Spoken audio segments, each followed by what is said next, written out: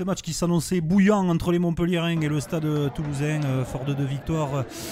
Les joueurs de la Ville Rose et du Gomola vont essayer de chercher la 5e victoire consécutive à Montpellier. Ça ne va pas être facile cette année parce que les Montpelliérains ont retrouvé des couleurs la semaine précédente à Béziers. Alors ils ont affiché une première défaite à domicile face à Lyon.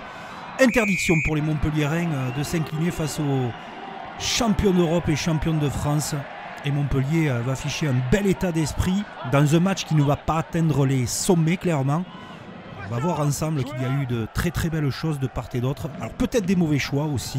En tout cas il y a une féroce bataille entre les avants montpelliérains, les 3/4, tout le monde s'y colle, même Thomas Ramos positionné en numéro 10. Faute des Toulousains, vous l'avez compris, et Miotti reste sur son standing du match précédent où il avait tout enquillé à Béziers. Il soigne ses stats. Demi d'ouverture argentin, ouvre le score et 3 partout entre temps. Un peu de chance, ça ne sourit qu'aux audacieux. Le voilà, et ce diable de Ramos, il récupère le ballon, un peu chanceux. Mais il marque, en tout cas c'est efficace côté toulousain. Mais Montpellier réalise tout de même une bonne première période. Une très très belle mêlée qui laisse tout le côté ouvert. Léo Colli oriente, regardez la sublime course d'Auguste Cadeau.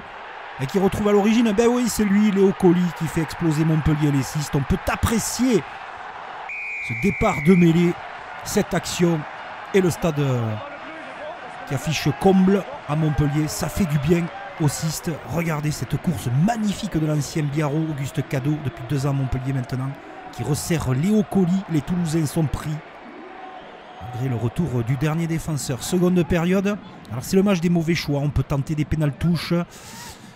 Mais on peut prendre les points d'un côté comme de l'autre. C'est la même sensation que l'on a sur le terrain. En tout cas, les Toulousains à trop jouer maintenant deviennent plus froids et tentent les pénalités avec Thomas Ramos, passent les points. Montpellier peut tenter des pénalités. Ils ne l'ont pas fait à la fin de la première période avec Stuart Hogg. S'il marque, tout le monde dira que c'est bien. Ce ne fut pas le cas. En tout cas, c'est un des tournants du match. Toulouse mène 13-11 et regardez la 46e. Cette conservation de balle extraordinaire avec l'animation offensive du demi de mêlée international japonais de Toulouse. Ce jeu de passe, et là c'est assez sublime, bien que Montpellier soit très fort en défense sur l'homme.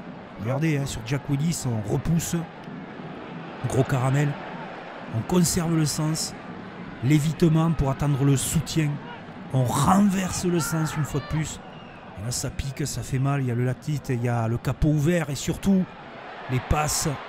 Et Ange Capuzzo qui plonge dans l'embut, qui crée cette différence. Toulouse est une bête froide. Les Montpelliérains diront après le match que vous avez l'impression de taper dans un mur. Et surtout, ils ont, avec leur composition d'équipe, une cohérence et une cohésion, une force collective assez impressionnante.